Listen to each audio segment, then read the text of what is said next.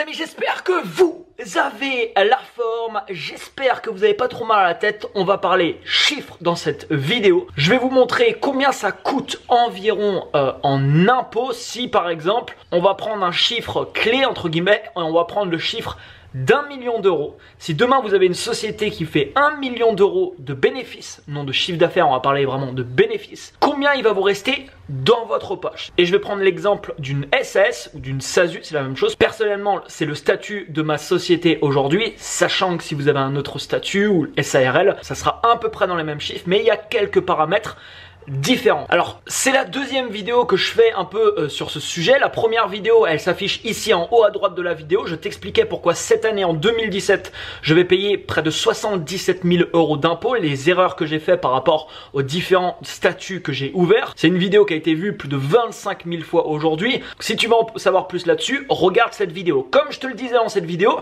je suis pas l'expert le plus qualifié, absolument pas dans ce domaine. Je t'en parle en fait parce que je viens de rentrer en Bretagne. Ça a été l'occasion pour moi d'avoir des rendez-vous avec ma banque, avec mon comptable. Ça a été l'occasion de faire le bilan de ma société. Ils m'ont expliqué un peu, voilà, tous les prélèvements, tous les impôts que je vais devoir payer. Donc je trouvais intéressant de te partager cette vidéo. Mais comme je te dis, je suis pas un expert du tout sur le sujet, donc je vais t'expliquer ça de la manière la plus simple possible. Donc peut-être que des fois j'aurais oublié 0,5% de machin. M'en veux pas, comme je te dis, je vais t'expliquer ça le plus simplement possible parce que malheureusement quand on fait des recherches à ce sujet sur internet, ça devient très vite compliqué. Et personnellement, j'aurais vraiment voulu tomber sur une vidéo comme je t'ai fait auparavant, la vidéo qui est en haut à droite de cette vidéo et celle-ci où je vais t'expliquer précisément, parce qu'il y a tout sur internet, tu as pu le remarquer, mais malheureusement il y a aussi beaucoup de conneries, combien il te resterait dans ta poche si tu ouvres une société et voilà, ça cartonne, tu arrives à faire 1 million d'euros de chiffre d'affaires, voilà, combien au final il va te rester net d'impôts dans la poche. C'est parti, on va voir ça directement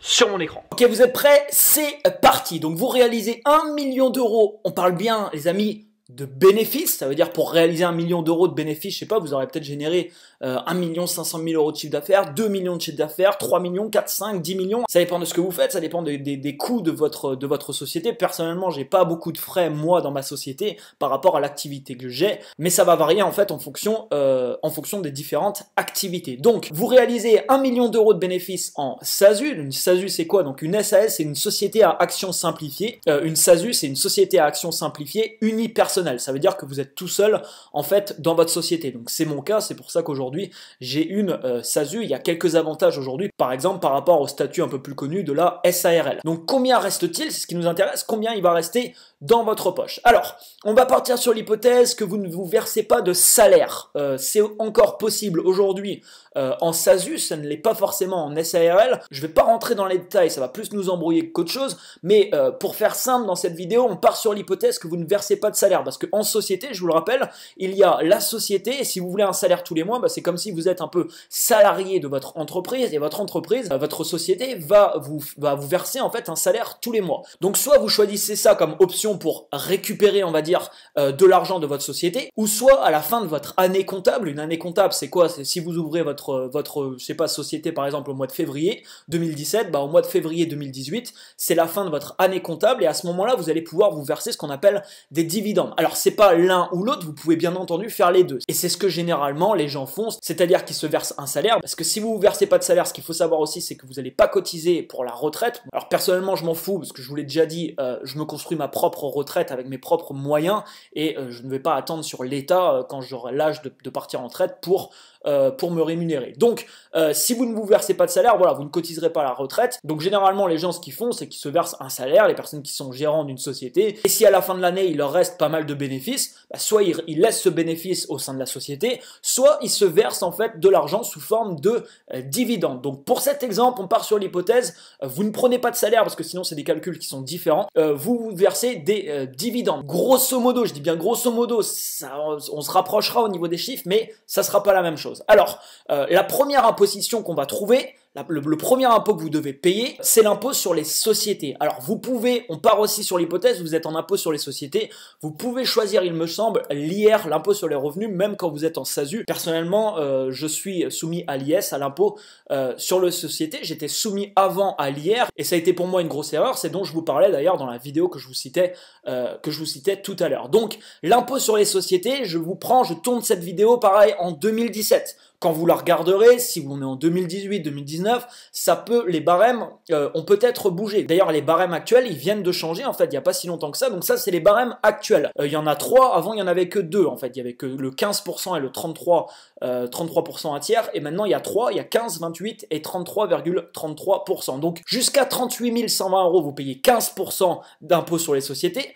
De 38 000 à 75 000 euros, vous payez 28%, et au-delà de 75 000 euros, donc tout le bénéfice au-delà de 75 000, vous payez 33,33%. Donc ça nous donne quoi ça? Donc sur 1 million d'euros de bénéfice, alors comme je vous dis, le 1 million c'est juste un exemple, voilà, j'ai pris un chiffre comme ça, rond, le chiffre qui fait rêver un peu pas mal de monde, pour juste vous donner un exemple. Donc 1 million d'euros de bénéfice, bah, vous allez payer 15% jusqu'à 33 120 euros, à savoir 5 718 euros, vous allez payer 28% de 36 880 euros, la deuxième tranche en fait, donc à savoir 10 326 euros, et tout le reste va rester 925 000 euros, où là vous allez être imposé à 33,33%, donc ça fait 308 302 euros. Tout ça nous donne un total de 324 346 euros. Donc ça déjà, on l'oublie, au revoir, c'est plus à nous, c'est fini, ça part directement en IS, aux impôts sur les sociétés. Il nous reste quoi? Il nous reste un chiffre de 691 698. Bon, j'aurais pu arrondir à 690 000, on serait un peu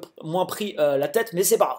691 698. Avec cet argent, bah en fait, vous avez deux choix. Comme je vous expliquais tout à l'heure, soit vous laissez l'argent dans la société. Dans ce cas-là, cet argent n'est plus taxé parce qu'il vient d'être soumis à l'impôt sur les sociétés. Vous le laissez dans la société. Mais je vous le rappelle, quand vous avez une société, cet argent, entre guillemets, bah, n'est pas à vous, elle est à la société. Ça veut dire que si vous êtes propriétaire de la société à 100%, bah, c'est quand même un petit peu à vous, mais vous pouvez pas à titre personnel toucher à cet argent parce qu'elle appartient à votre société. Donc c'est vraiment deux entités complètement différentes. À la différence quand vous êtes auto-entrepreneur ou je sais pas, quand vous avez une entreprise individuelle, où là c'est différent puisqu'il n'y a pas de différence. En société, il y a votre société et il y a vous de l'autre côté. Donc soit vous laissez l'argent dans la société, vous dites bah moi je laisse l'argent parce que voilà, j'ai des investissements à faire, là on va faire pas mal d'investissements, tout ça, où il y a des coûts à prévoir, bref, je laisse dedans. Deuxième solution, vous versez une partie de ces bénéfices en dividendes, ou la totalité si vous voulez. Bon, généralement les gens se ne versent quasiment jamais la totalité, il est toujours bon d'avoir un certain fonds de roulement au sein de votre société. Mais on va imaginer ici pour l'exemple, toujours pour l'exemple, que vous vous dites ok, je me verse la totalité des dividendes. Je me verse la somme donc de 691 698 euros en dividendes. Comment sont taxés les dividendes? Combien il me reste? Alors ici déjà, la première chose c'est qu'il va y avoir quelque chose qu'on appelle les prélèvements sociaux. Alors je peux rentrer les détails de tout ce qu'il y a là-dedans, moi-même je le sais pas. Les prélèvements sociaux c'est 15,5%. Donc ça c'est la première chose qu'ils prennent tout de suite d'entrée de jeu. Donc on enlève 15,5% de 691 698, ce qui correspond à 107 213 euros. Ça fait qu'il reste 84 485. Donc là il y a plus de 100 000 euros déjà qui partent dans ce prélèvement de 15,5% dans les prélèvements sociaux, voilà, ça part, ça nous appartient plus. Donc il reste 584 000 euros. Ensuite, qu'est-ce qu'on fait? Bah c'est pas fini, oui, c'est pas fini. On va appliquer maintenant l'IR, l'impôt sur le revenu. Aujourd'hui, par exemple, si vous êtes salarié, bah, vous payez l'IR. Si vous êtes, je sais pas, auto-entrepreneur, bah, c'est pareil, les revenus, ils passent, vous les payez, après vous avez l'impôt sur le revenu, donc l'IR. Si vous avez une entreprise individuelle, pareil, vous allez payer l'impôt sur le revenu. Mais ici, il y a quand même une différence, c'est qu'on va venir faire un abattement de 40%. Et oui, parce qu'on va pas payer l'impôt sur le revenu sur les 100% de ce qui reste, parce qu'on a déjà, l'argent, en fait, il a déjà été imposé sur les sociétés. On a déjà enlevé quasiment 33,33%, quasiment tout le bénéfice. Donc là, bah, on va venir faire un abattement de 40%. C'est-à-dire qu'on a 40% qui ne seront pas soumis à l'impôt sur le revenu. Donc si on calcule 40% de 584 485 €, ça nous donne un chiffre de 233 794 euros. Donc voilà, cet argent, ça y est, c'est dans la poche. 233 794 euros, c'est l'abattement des 40%. Donc cet argent-là, les amis, bah, c'est dans la poche. Alors, il reste là-dessus, du coup, 350 691 euros qui, eux, par contre, vont être imposés. Ils vont être imposés sur l'impôt sur le revenu, comme si, voilà, vous aviez 350 000 euros de salaire. Alors, le barème de l'impôt sur le revenu, je dis bien au moment où je tourne cette vidéo, comme je vous dis, ça peut se changer.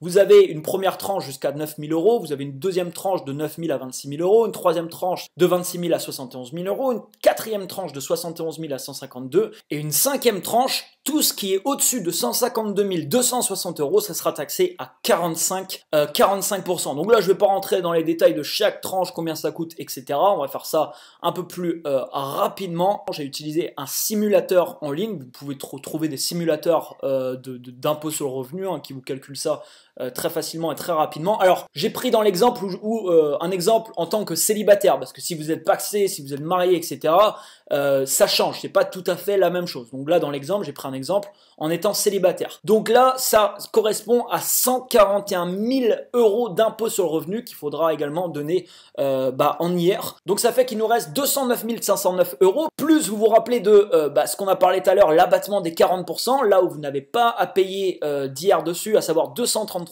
794 euros. Ça fait un total de 443 000 euros dans votre poche sur un bénéfice d'1 million d'euros. Dans cet exemple, avec ce que je vous ai cité, là, il faudra donner à peu près sur ces 1 million environ 550 000 euros dans l'impôt sur les sociétés, l'impôt sur le revenu et également dans les prélèvements sociaux. Abonne-toi à cette chaîne si c'est pas encore fait. Va voir la première vidéo également que j'ai fait sur le sujet si tu ne l'as pas vue. N'hésite pas à partager cette vidéo à tous les entrepreneurs que tu connais, les gens qui pourraient être intéressés pour obtenir justement ces informations. N'hésite pas à me laisser un commentaire et n'oublie pas bien sûr pour récompenser mon travail l'énorme like juste en dessous. Quant à moi, je pars à Paris là dans 2 jours et je pars à New York dans 4 jours. Donc comme d'habitude, je vais te faire vivre ça avec moi. Je te dis à demain très certainement pour une nouvelle vidéo.